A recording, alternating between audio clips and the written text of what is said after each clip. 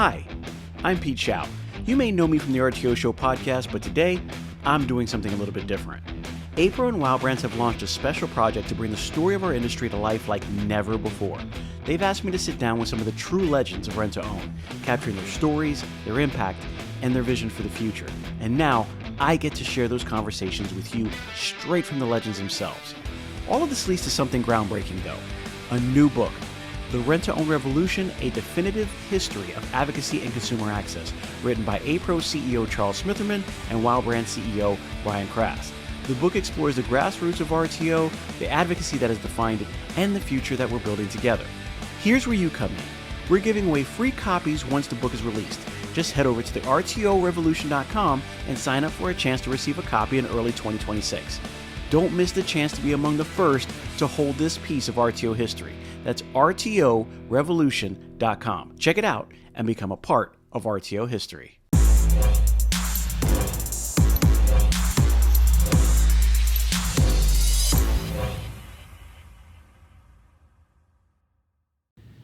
Hello, everybody.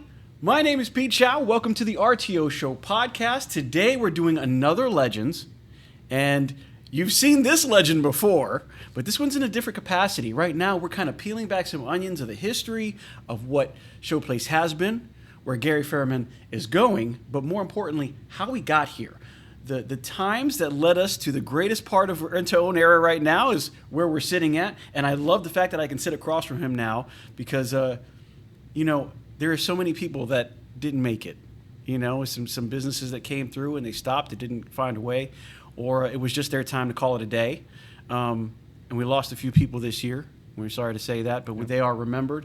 And I will always say, I said this to Gary many times, and I will say it again, everybody mentions Gary Ferriman's name because he does such a good job. He's been a president of Apro. You and your wife have done a lot for this industry, and you told me that if it wasn't for her, you wouldn't have been able to make it this far. Keith's kind of holding the torch, your son now going through it, yes. And you kind of letting him take on the reins, so to speak, in Showplace, which I love to see that because this is something we need, those generations to come through. So Marianne's allowed you to be on the trip board. You guys go to LegCon every year. It's been a couple years since I've been now, but for most of the time, I went most every year. Well, the years that count. Yeah, right. I've probably been there 20 times. So that's what we're talking about. Yeah. And so we wanted to peel it back a little bit, and we wanted to start at the beginning when Showplace kind of first started. I know that you had mentioned that even in the beginning, you were using a family vehicle to sometimes deliver some of the product. How hard was it? First off, what was the decision going into, let me start a rent-to-own company that said rent-to-own is where I want to go versus any other company? Well, again, our initial business was just selling TVs.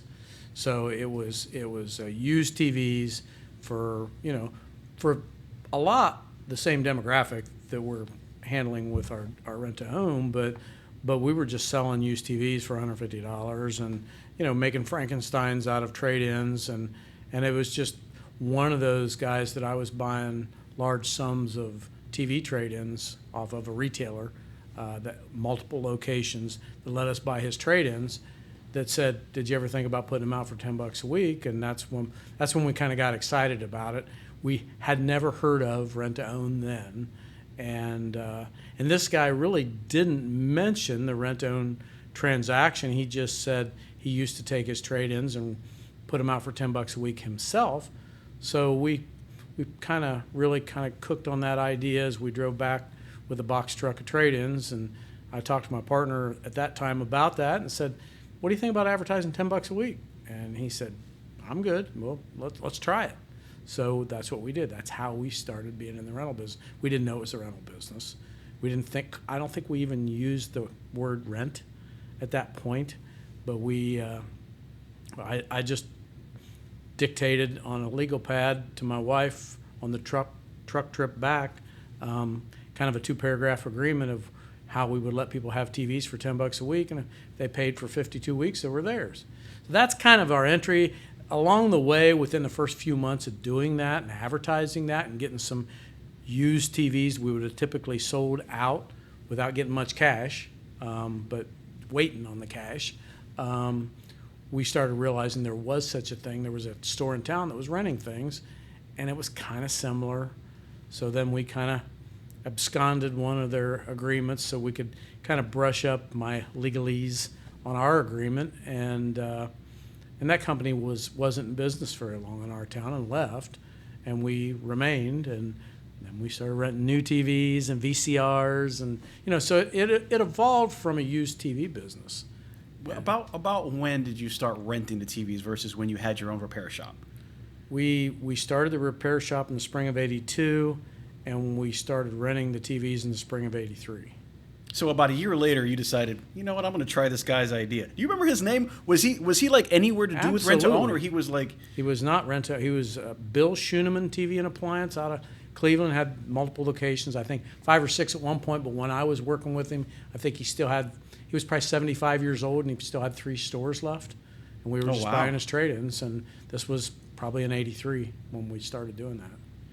So Gary, as you're going along, you have a TV repair business. And you obviously took a good idea and really ran with it, but now you're in the rental business of TVs. When did everything else start showing up?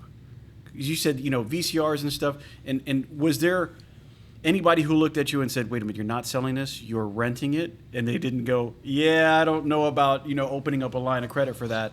Or did you not have that issue, but you were still able to bring in product? We started on a shoestring. We didn't borrow any money. We remodeled this building myself out of pocket, out of her and I's full-time job wages, and got it open. I think my partner and I put $15 each in a petty cash drawer to make change with, and that was our investment. We opened a bank account, and maybe we put the first couple of days receipts in there, was put $1 in to open a checking account, and then started putting receipts in it. And we decided not to take any wages for quite a while. We didn't take. We all had jobs. My partner and his wife and me and my wife all had full-time jobs, so we just didn't need the money that came from that business at all, and we didn't take it for a long time, and we let it build up until there was cash, and then we got an opportunity to be a Zenith and a Sylvania dealer, Quasar dealer. Quasar, yeah. Remember Quasar? Yeah. But and so they had floor plans for those, where you'd buy them, they'd deliver them, and then you owed the floor plan company for the TV, and they come around and did a monthly audit, and if you'd sold it, you owed them for it, and it wasn't spread out. You just had to pay the whole wholesale price. Okay, so it was like you sold it, you bought as you went. If you sold it, you had to pay for it. Yeah, but we had built up enough cash to afford. If somebody gave me $17 for the first week's payment, and it was $430 cost TV, we had to pay $430 at the end of the month for that. Oh wow!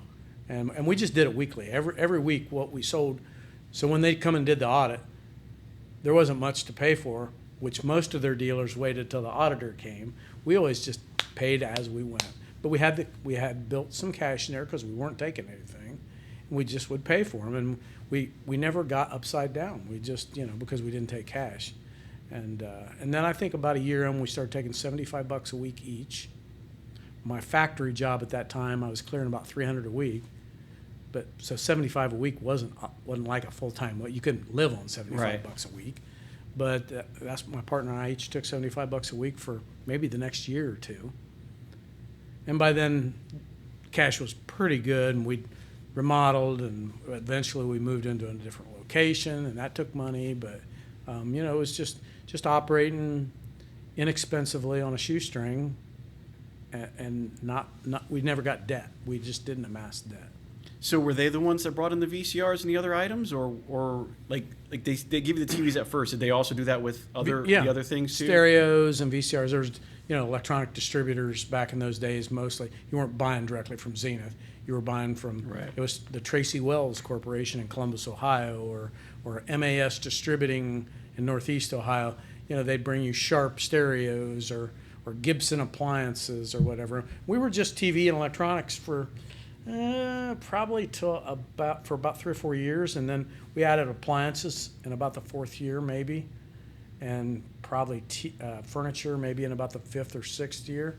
So I mean, it was just a step at a time back then. One location for the first 7 years. So when you went into these other, like let's say appliances, right? When you go into appliances, was that also an easy transition, or was there any friction there because you were a different type of retailer? No, there was back in those days, other than Kmart, because really Walmart wasn't around then. Right.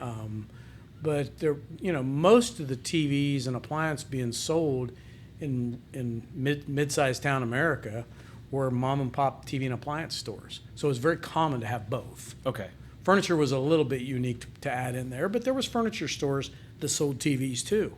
I mean, you could go to Elder Bierman's, the department store, and buy furniture or TVs or appliances back in those days.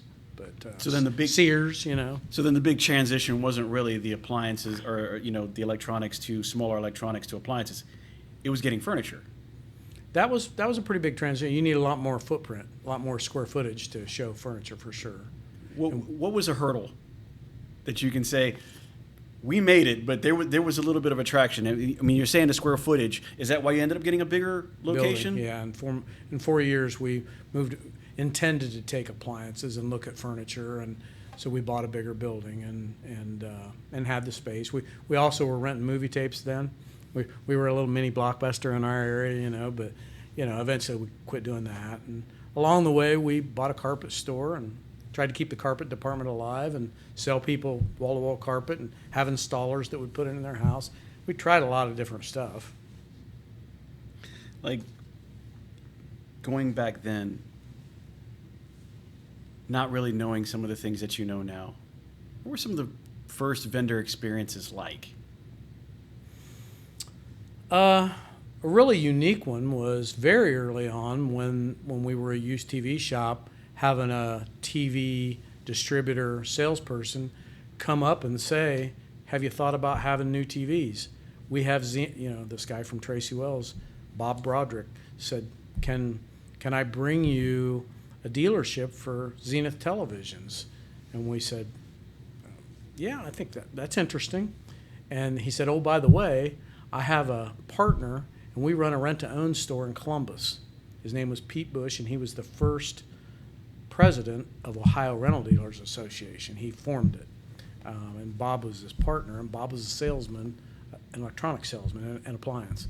So he set us up, and we said, well, we can only rent so many new items because we can only afford to pay all at once for so many things to grow so fast, or we'll run out of cash. So we kind of tethered, we mostly wanted to rent used because we owned that stuff and the margin was better.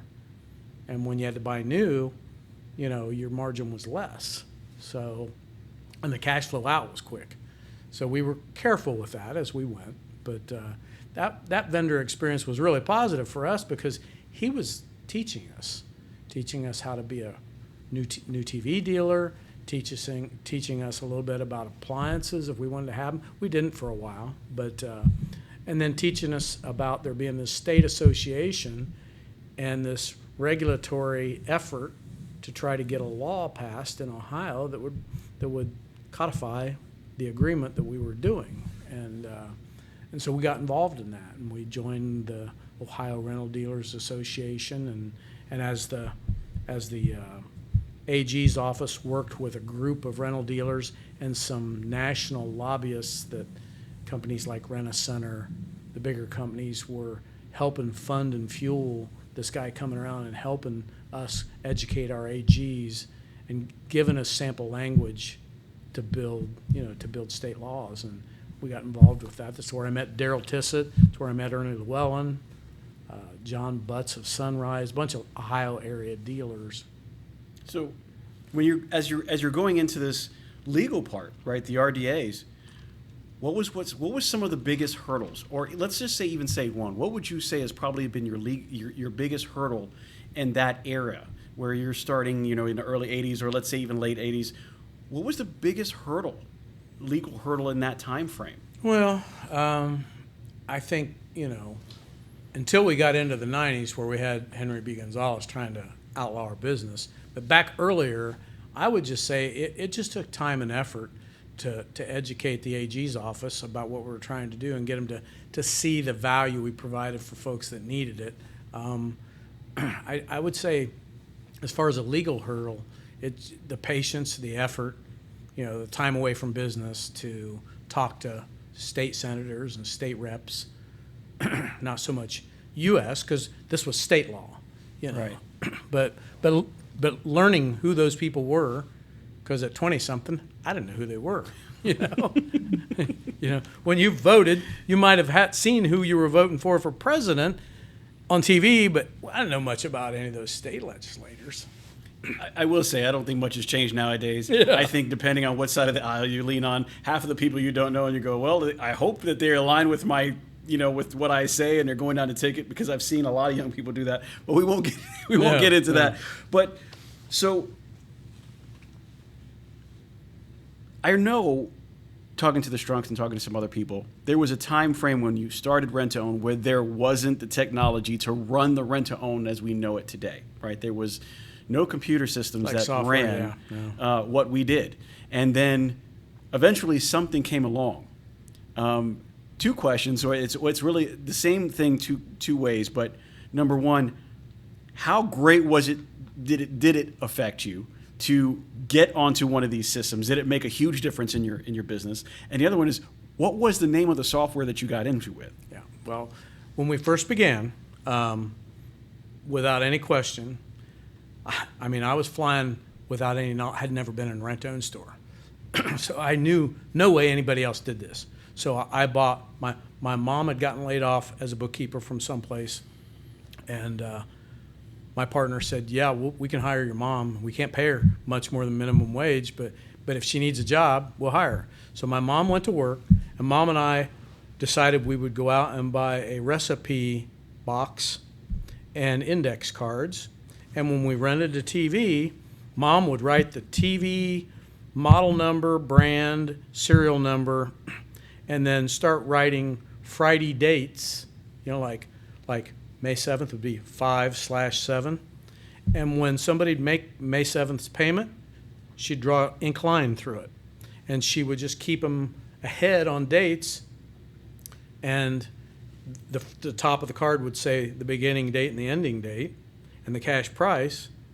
And we just had concocted on that truck trip back from that guy's place that we were going to take 52 weekly payments, and we were going to make the cash price 26 of them, and we were going to let 50% of what they paid us apply to the cash price, and they could buy out anytime they wanted early.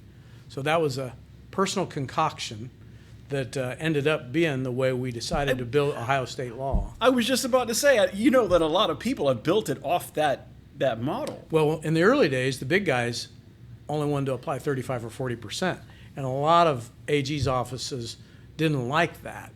And my 50%, I think, was winced at by a lot of my peers when we were real young in the business and first seeing people, but it ended up being adopted as a pretty common practice, I think. I'm not saying that I'm the only one that come up with that idea, but I thought I was at the time. I'm sure somebody else probably come up with the same idea. And what was the name of that system that you guys went to finally? Well, so that was all manual. And then we found out there were such things for small loan companies where they had those green cards. And so a lot of us, before we had computers, ended up getting away from the index cards, and there's a real nice Ledger green card that was a part of the small loan company business, and we bought those. You could buy them at an office supply. And then the very first thing that happened electronically is a guy my mom had previously worked with at the telephone company was a programmer, computer programmer, back in the very early days when you pretty much could only buy an IBM or a clone to an IBM computer. And he helped us buy a clone and wrote a program that was just an accounts receivable program for our payments. There was no reports, no ability to pull a report or do tallies for you. It just helped track the accounts receivable for each account for that customer. And we run that for a couple years. And then we were at a probably one of the early conventions, and probably run into David Goldman. And the first real rental software we ever had was Ideal. And I think we probably did that in about 80, I'm going to say we probably ran manual for till 84, and then we probably ran that homemade program from the guy at General Telephone till maybe about 86 or 7, and then we signed up with David probably in 87 and 86 or 7, something like that, and had Ideal software before VersaRent. I was just about to say, It was called Ideal software then. How was it? How big of a difference is it from that system to the system they have now? Oh, Night and day. Night and day. I mean, there was some reports, but not nearly like there is now. And there were, we didn't understand access to SQL and any of that kind of stuff back then. Report writers were something that took real smart people to deal with back in those days. And we were with David for a number of years, and then we decided we wanted to try High Touch, and we were with High Touch for 20 years. And then in 13 we moved back to VersaRent. It's crazy because in the early 90s and early 2000s, I think High Touch was the brand to go to. 60 or 70% market share, I think, at one point. Yeah, I mean they were just everywhere, and pretty much if you know how to run High Touch, you pretty much knew you could walk into any store if you had the clearance and kind of just go through. I mean, because even Rack had it. I mean, Yeah. I think they might have bought source code and had kind of their own version of it, but yeah. Yeah, well, it was when everywhere. I was at Rack, when I started at Rack back then, that's exactly what we had. Take this out, but as you're going along, you start this legal journey. You're in the RDAs. When did you first join APRO? I think my first time to come to convention, and I probably joined just ahead of that, was 1989 in Washington, D.C. It was Bill Keese's initial hiring into APRO as the executive director. It was his first convention. I remember meeting him on an escalator at the hotel there in Washington that we stayed at, and that would have been, I don't remember what month, but I mean it was somewhere in that range of the summertime of '89 when we joined APRO. What made you join? And I know that you were active in the RDA, so I know that kind of played a small foot. But what made Gary and Showplace go, this is all over. This is a lot of people, and this is the right way to go, or at least what you thought at the time when it might have been the right way to go. Well, by then I'd been sharing ideas with friends in the business at ORDA, like Daryl and Ernie, and they were joining these things, and they said, it's unlimited. There's so many people to learn from, and there's seminars, and there's Edwin, and we had resources there, and it was expensive as a young, fledgling. Of course, by '89, I guess we'd been in business formally for 7 years and totally for 8, including my front porch. So we weren't new to the business. It was just time for us to get legit and be a part of the industry. And I think I was already a retail buying group member, but I hadn't joined Trib, I think, until about 92, 91 or 2. I think it was 92. But yeah, all those things were network opportunities. I just love to learn, Right. So you mentioned a couple of names twice, Daryl Tissett and Ernie. Yeah. Right? What I'm so interested in is everybody says when they have an issue, they have a question, they go to Gary. Okay, I'm just letting you know that they love you out here, but Gary had to go to somebody first. It sounds like I'm going to say it's them, but just in case, who are those the people that you went to? It was a combination. I mean, I would say Daryl and I and Ernie and I had a lot of vigorous debates. They were not disrespectful. They weren't arguments.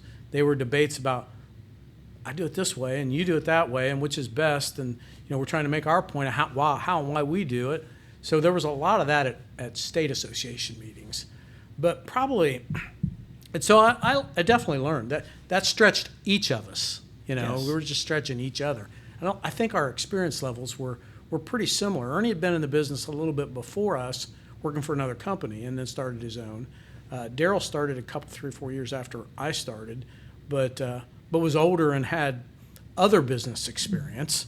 So, I mean, my business experience was pretty much just this.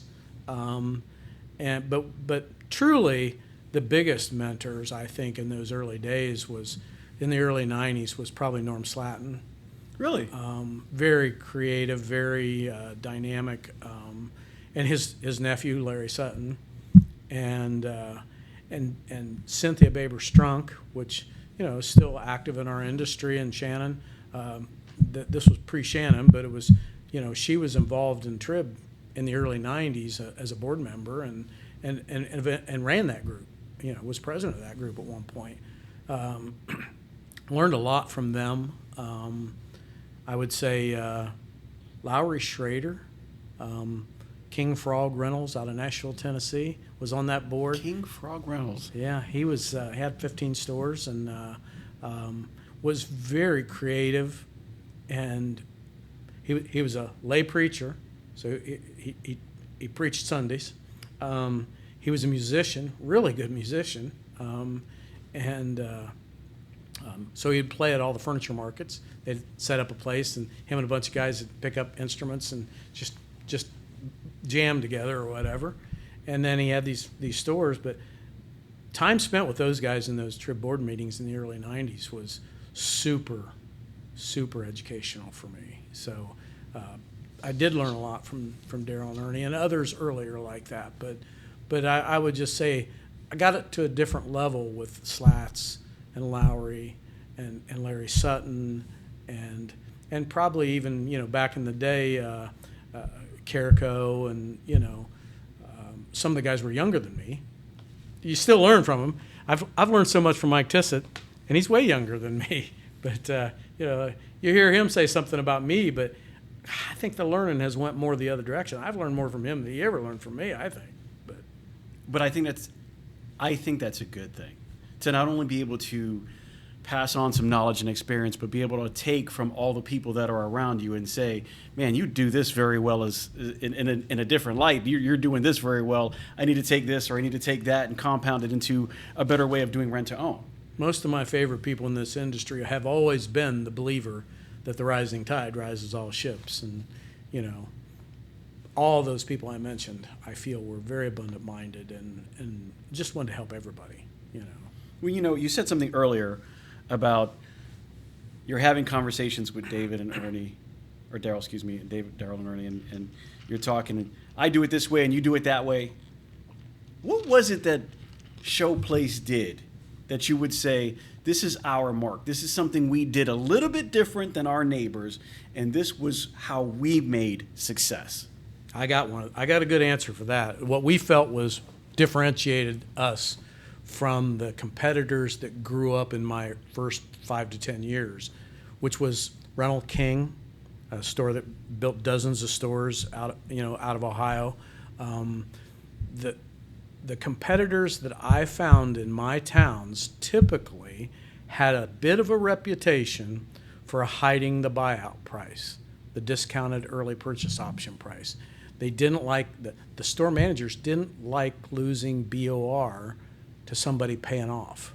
Oh, I wish that was a problem. That's probably a great problem to have if you have somebody owning. That's the way we looked at it. I got cash. Yeah. I mean, that was a great thing for us. Right. So what we did was harness that every price tag and every receipt that a customer got showed them their exact discounted payout price, and we used it as a differentiator. We care about you getting a chance to pay off your home mortgage faster and not pay all that interest. Right. It's not the home mortgage, it's the refrigerator, it's the TV, it's whatever it was. But our big thing was they don't want you to know when the payout is. We're happy to tell you every week. But we do. We do. Because we want you to own it Because here. we got a good character and we got a good heart, and if we can help you save money and buy it for the lowest possible. One of my employees, one of my store managers, coined the phrase. They had it in their back room, and I loved it so much we put it all over our stores at one point, is our goal, our mission is to help you acquire ownership if you want to at the lowest possible price. Hey everyone, it's Pete Chow here from the RTO Show podcast, and I want to tell you about a company that's making a real difference in the rent-to-own space. Wow Brands. I've seen firsthand how they approach marketing. And let me tell you, it's not just about ads. Wow Brands builds complete digital ecosystems designed specifically for the rent-to-own industry. Their e-commerce and lead generation strategies are built to bring in qualified leads. And did I mention that they are actively working with the rent-to-own industry while also being members of APRO and TRIB? Listen, these folks are passionate problem solvers. They don't just slap something together. They design, build, and scale the kind of digital retail tools your business needs and your customers actually want. So if you're serious about growing, reach out to Wow Brands at wowbrands.com. I trust them, and I think you will too. God, I think I remember that at some point. It was character for us. It was just showing. Well, absolutely. We are your advocate. We're not here to hammer you. We are here to help you. We're here to take care of you. Yes. Yeah, no, I love that. It helped build the culture, and it was our uniqueness at that time, you know. And I don't think we ever left that. You know, we still show on the receipt what your EPO is. And I still say there's a lot of people that didn't want to show that. They didn't want somebody to know they're about to pay off. Yeah.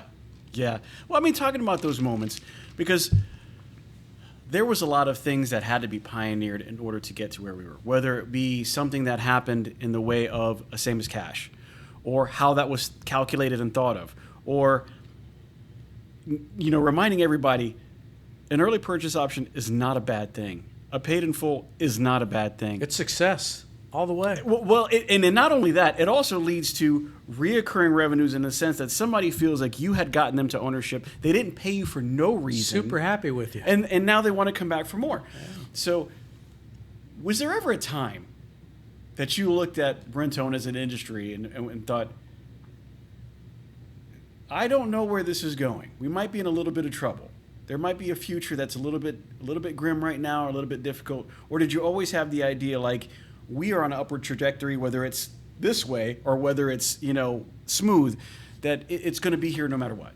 I don't think I ever really doubted that we could keep it alive.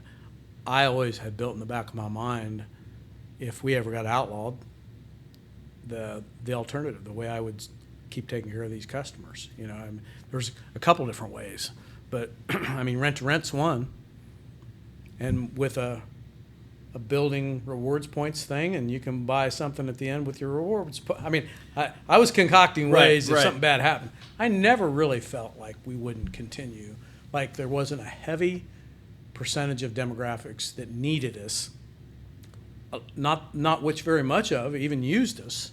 So I always thought the opportunity for growth was unlimited. And I was just always very optimistic about the future of the business. And I also watched in the early days the guys that I felt maybe didn't have the greatest character and was in it for quick money. They come and went. They either failed or they got it to a point where they could sell and walk with some cash, and they did. And what remained was managers, operators, people that did have good character, that took care of customers long term, built good big companies. You know, the Larry Suttons, you know, of the world, you know, buddies and when Champion. It's funny, you say Larry Sutton, who built, what was it, 100 stores at some point or something? Well, I think Champion had 100 and some stores. I think Larry owned a quarter of, maybe 25 or 30 of them. Maybe I'm saying that wrong. He had some partners in that group. And then he decides to make a complete different turn and go to, the tire business. Wheels and tires. Then explode that, because, I mean, he's just killing it, right? So people sometimes don't know about that. They don't know about the successes. We do, right? Because we're in the industry and we know these people, and we can walk through the halls of April. We can walk through the halls of the RTO worlds and the conventions and the meeting of the minds, and we can see those people and say, man, that guy is a success because he cares about his customer. He cares about his business. He cares about his employees. That guy over there does. And we can mention the Ernies and the Darryls and how they've been able to transition down the line, you with Keith. But those are inside stories. What was some of the hardest things that you had to overcome as far as what people thought of rent to own during your time? Because there's been a lot of monikers that have come with rent to own, and you're like, you guys are taking advantage. You guys are selling it at an astronomical price, and without knowing the business model or everything that's included in the rental agreement, included by doing a service, no credit, making sure that we take it out to you and from you for free, or picking it up if you ever decide that you don't want it at that point, and then come back a week later and you still don't get charged for it. You don't know about the cost of the truck, the cost of the insurance, the truck. No idea of that. But they get this idea in their head that, it's a disadvantage. Because your gross margin. They don't understand your net margin, but they can see your gross margin. Correct. What were some of the biggest trials and tribulations of getting that overturned in your area and saying, you know what, it's not that bad. Let me get you to a same as cash. Let me get you to a paid in full so that you can own this.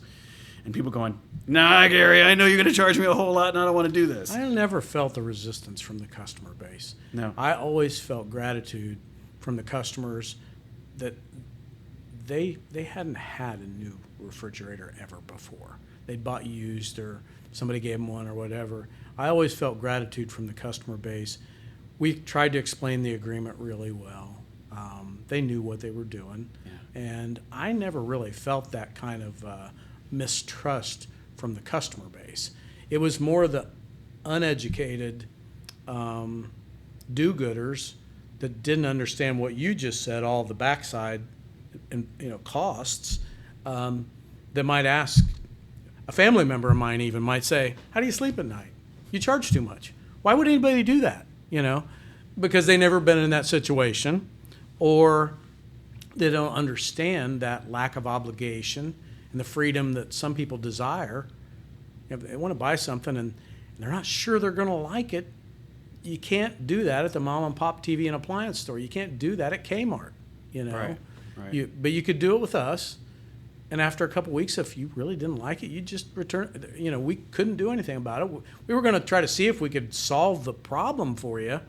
But at the end of the day, if you wanted to return it, you got to return it. Right. And so those benefits and extra services, if something went wrong, giving them a loan or all the little extra things that we all know we do with this business, all the way up to something that paid out last month.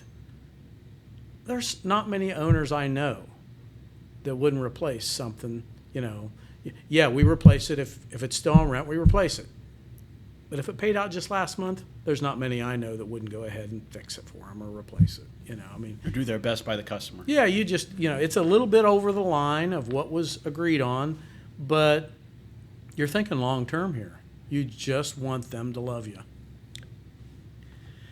Sometimes it's hard to be loved by somebody who doesn't know what's going on. Sometimes you have that child and it's like, I love you, but I have to discipline you. If you had something to say, we're gonna start from the beginning all the way through. You started in repairing TVs. You come a little bit further. You start selling TVs. You start getting lines. You start putting more in there.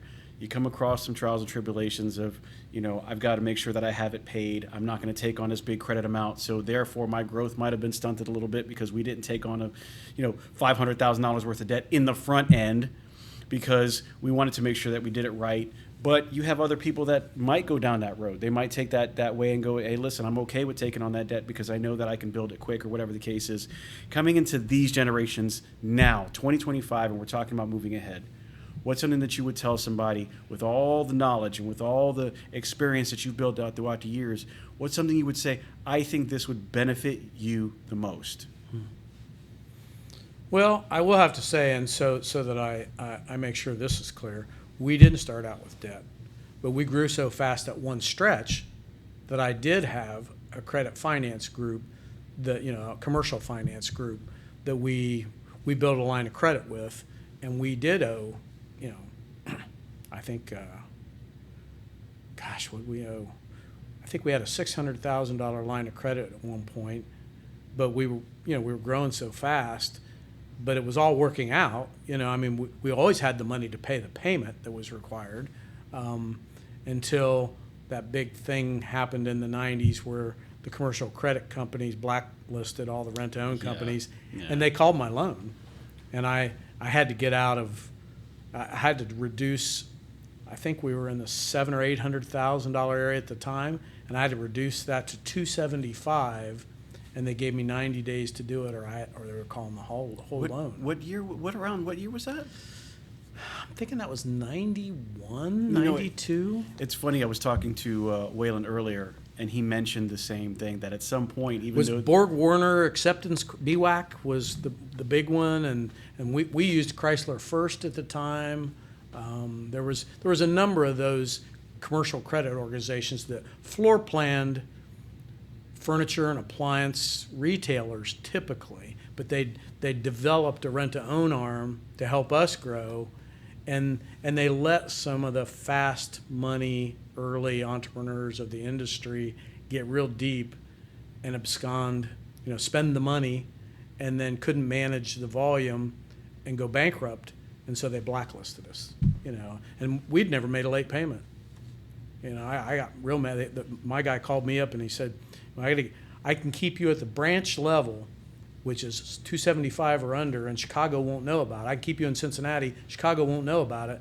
But Chicago said, you got to get rid of this guy. But he said, I'll keep you at the branch level. And I had a $600,000 line, and he'd let me go over line as we were growing. I owed him $700,000, $900,000 at times. Never made a late payment. And it agitated me so much as a young, immature businessman that I told him, you know what you can do with that 275? I don't need it. And I went looking around at local banks and uncles and everybody else to figure out that about 2 weeks later, I called him back up and said, I'm such an asshole. I'm sorry. I need that 275. And, I found another way to get some to help, a guy that had some dough that I was willing to pay him more interest than he was getting at the bank, and combined, and we shrunk, and we shared. I went to all my employees and said, this is just the worst thing that's ever happened. The big guys are after us. The banks are after us, and we just got to pull together and share product, and it was some of the best teaming momentum we ever had. And man, we got cash friendly quick, and got out of debt, and but yeah, that was a really big challenge. So would the message going forward be very careful with your money? Yeah, just I don't know that we'll ever see. I think our industry is more understood now, so I don't ever see a complete exit. We've taught banks what to do. You sometimes have to teach your own banker if you're using a bank, and we did. We used Chase Bank One before they got bought out by Chase. Bank One helped me immensely after that. I taught a commercial lender what our business was and spent a lot of time with him in his hobby, fly fishing and messing around Ducks Unlimited with him, and just building a great relationship. So he'd give me the time to explain the business, and then they gave us a line of credit that was all I ever needed after that. But and I think, and that was something that Trib brought in a seminar one year at a Trib convention, a meeting of the minds out in, I think, Phoenix. They brought in a guy, Summers White, that taught us all how to build a bank relationship. This was right after that debacle with the commercial lenders. But a new person getting in, I'd just say, don't go hog wild on the debt. Don't borrow more than you can pay back. That's a tough one. And that may mean for us in those days, we knew what we made at her bookkeeping job and me at the factory, and I wouldn't borrow more than I knew safely what the business would provide, and I could add to it and still buy groceries, and but yeah, I mean, it gets down to, it's fairly simple math, and what you're going to rent this for, and what and how much you can keep it on rent. Back in those days, whatever you put in the display room, you could rent. And I'd say today we all probably are at that place where there's enough competition, enough other ways to get things, that you can't rent everything you put in the store today. Back then it was not that way. If you had something nice and new that went on that floor, it was on rent in a week or two, and you knew what rent you were getting, and the ability to collect it at a higher percent, I think, was better then than it is now. Of course, we have a lot of arrived at ethics that, in all honesty, my partner would tell me some stories about how he did a pickup, and we wouldn't dare do that today. It was after hours and, sneaking around, and, we had to learn our lessons about that. And we, I can't deny we probably did a few things that we would never do today. I wouldn't let anybody do today. But we probably had some years where we didn't charge anything off the whole year. Wow. Nothing. That's great. I think we had a stretch when my partner was in charge of all of our collections, and we were probably up to 3 or 4 stores at this time. We had a couple year stretch we didn't charge anything off. Wow. But so, kind of getting to the end of this, I'm curious. In all your years and everything that you've rented and everything that you've had, tell me an item that you weren't sure about that just literally took off. Yeah, well, probably a couple things come to mind. One is that it took us 3 times to get into the computer business before it was ever profitable. 2 times I lost my shirt, and we said, we're never renting computers again. But, obviously, time went on. They got more user-friendly, and I figured out how to turn one on. But I would think probably one of the biggest surprise items that went crazy was probably riding lawnmowers. No kidding. And I think Daryl was, I won, but I think it was him was the first one that did it, and the other one, we were talking with each other a lot, so it wasn't long. Whoever did it first, the other one did it next pretty quick. I think he rented them first, and that got to be kind of open your eyes to something. Well, I mean, we were in rural areas. Not many of my customers lived in an apartment in a city. All my customers rented some 1920 built home in a working class neighborhood where all the people that used to live in that had moved to the suburbs of that little town, and it was where you could rent cheapest. And they built some of those houses into duplexes. Yep. And that, those were the neighborhoods we were in. And there was a lot of people at the edges of town on a trailer, on an acre, and they were rental clients. Maybe the trailer parks, they just needed a push mower. But anybody that had much of a lawn, you want to get a rider. They wanted a rider. Yeah, they wanted a rider. And that surprised me how well that went. And along the way, when zero turns came, and most of my compatriots here, peers at the rental business, said they're just too much money. We always tried a lot of stuff and kept what worked. Zero turn riding mowers is a great rent-own item. They have been. I actually have seen that. When did you start renting your first mowers? Let's see. I would say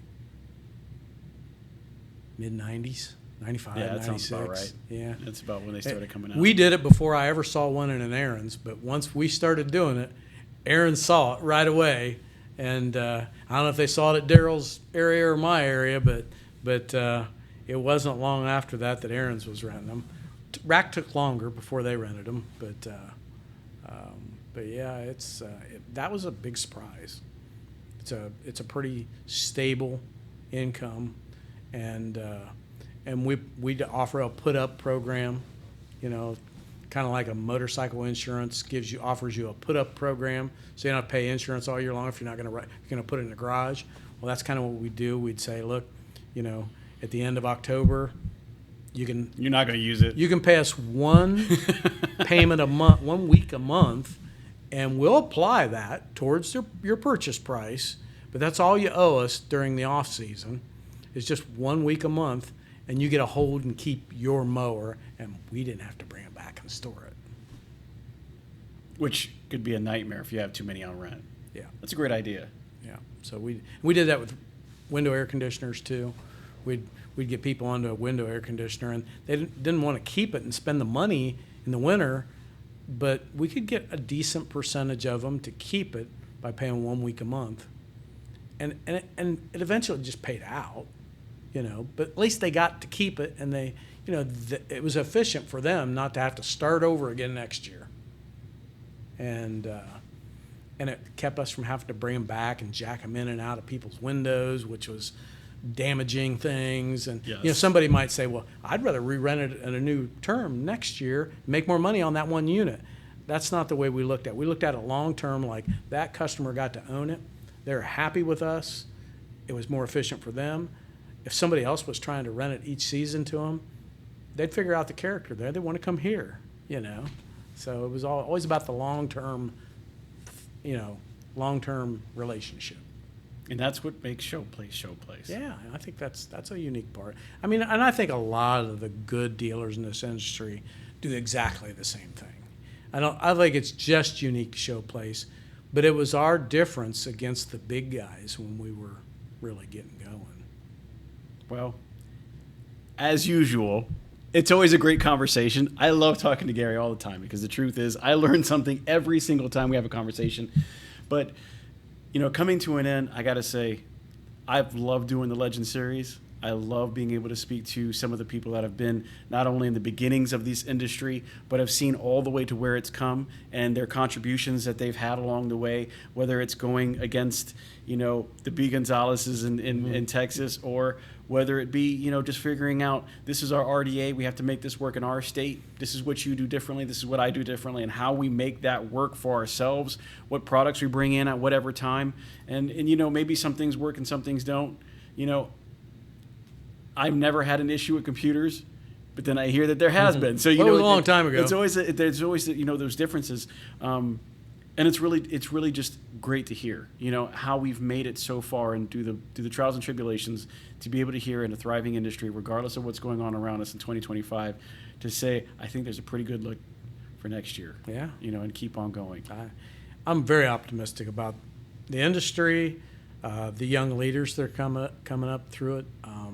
Proud of my son doing a great job, and there's a lot of good young operators at this point, and we just got to teach them think long term, do the right thing. We got to teach them that stuff because it always works out. Keep the main thing the main thing. Yeah, we absolutely. Always say that.